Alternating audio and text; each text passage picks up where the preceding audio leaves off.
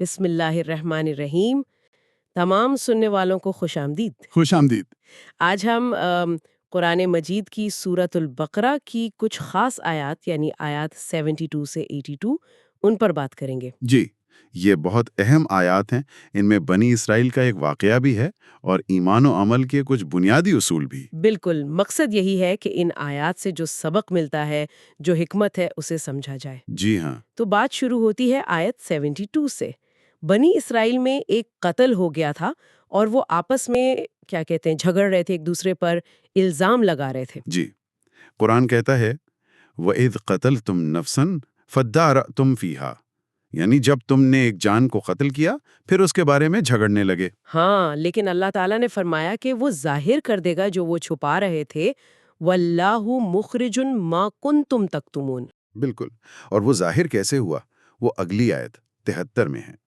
اللہ کا حکم آیا کہ وہ جو ذبح کی ہوئی گائے تھی اس کا ایک ٹکڑا مقتول کو مارو۔ اچھا فَقُلْنَا ضَرِبُوهُ بِبَعْضِهَا، جی، اور پھر معجزہ ہوا، وہ مردہ جی اٹھا سبحان اللہ۔ اور اس نے اپنے قاتل کا بتا دیا۔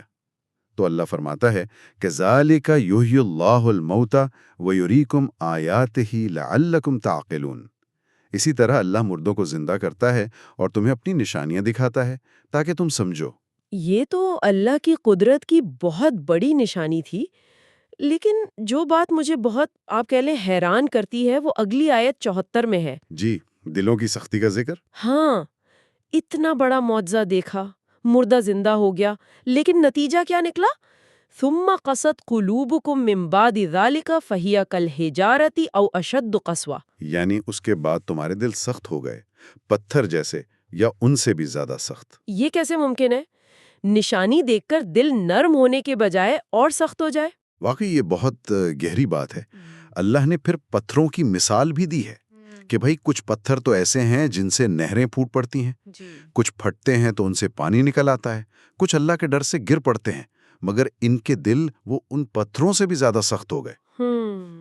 تو اس سے یہ پتہ چلتا ہے کہ صرف نشانی دیکھ لینا کافی نہیں ہوتا، دل کا ہدایت قبول کرنے کے لیے تیار ہونا بھی ضروری ہے۔ اگر دل میں کوئی اور چیز ہو، ضد ہو، دنیا کا لالچ ہو، تو پھر نشانی اثر نہیں کرتی۔ صحیح، اور اللہ تو سب دیکھ رہے ہیں، ان کے اعمال سے غافل نہیں۔ بالکل۔ اور پھر یہ دل کی سختی جو ہے وہ آگے ان کے کاموں میں بھی نظر آتی ہے، آیت 75 سے 77 تک۔ جی، تحریف اور منافقت کا ذکر ہے۔ ہاں، کہ کچھ لوگ اللہ کا کلام سنتے تھے، سمجھتے بھی تھے، لیکن پھر جان بوجھ کے بدل دیتے تھے۔ جی، یسمعون کلام اللہ ثم یحرفونہ من بعد ما عقلوہ وہم یعلمون، یعنی سمجھنے کے بعد بدلتے تھے، جانتے بوجھتے ہوئے۔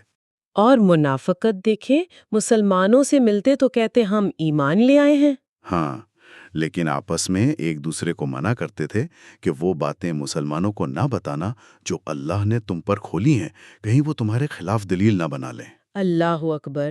کیا وہ یہ نہیں جانتے تھے کہ اللہ تو سب جانتا ہے، جو وہ چھپاتے ہیں اور جو ظاہر کرتے ہیں؟ یہی تو اللہ پوچھ رہا ہے، اولا یعلمون ان اللہ یعلم ما یسرون وما یعلنون۔ اچھا، پھر آیت 78 میں ان میں سے کچھ ان پڑھ لوگوں کا بھی ذکر ہے، امیون۔ جی، جو کتاب کا علم نہیں رکھتے تھے، بس سنی سنائی باتوں، اپنی خواہشات اور گمان پر چلتے تھے۔ یعنی علم کی بنیاد نہیں تھی، صرف خواہشات تھیں۔ ہاں، لیکن اس سے بھی آپ کہیں خطرناک بات آیت 79 میں ہے، وہ لوگ جو دنیا کے تھوڑے سے فائدے کے لیے اپنے ہاتھ سے کتاب لکھتے تھے اور کہتے تھے یہ اللہ کی طرف سے ہے۔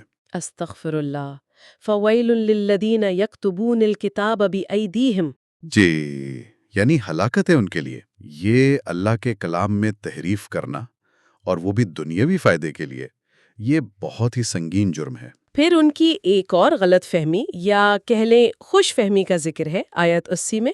جی، وہ کہتے تھے کہ ہمیں تو آگ چھوئے گی ہی نہیں، اور اگر چھوئے گی بھی تو بس گنتی کے چند دن۔ وَقَالُوا لَن تَمَسَّنَا النَّارُ إِلَّا أَيَّامًا مَعْدُودَةً، جیسے نجات ان کا کوئی خاندانی حق ہو۔ بالکل۔ تو اللہ نے اس پر سوال اٹھایا کہ کیا تم نے اللہ سے کوئی عہد لے رکھا ہے؟ قُلْ اتَّخَذْتُمْ عِندَ اللَّهِ عَهْدًا، یا تم اللہ پر وہ بات کہہ رہے ہو جس کا تمہیں علم نہیں؟ أَمْ تَقُولُونَ عَلَى اللَّهِ مَا لَا تَعْلَمُونَ۔ یہ بہت اہم نقطہ ہے۔ اور ان سب باتوں کے بعد آخر میں آیات 81 اور 82 میں اللہ تعالیٰ ایک فیصلہ کن عالمگیر اصول بتا رہا ہے۔ اچھا، وہ کیا ہے؟ وہ یہ کہ سزا اور جزا کا تعلق کسی قوم یا نسل سے نہیں ہے۔ آیت 81 کہتی ہے بلا من کسب سیئۃ و احاطت بہ خطیئتہ فاولئک اصحاب النار ہم فیہا خالدون۔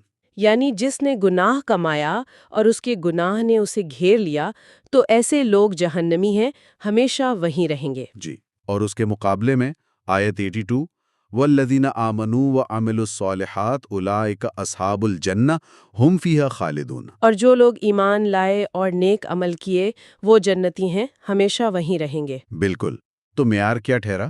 ایمان اور نیک عمل، بس۔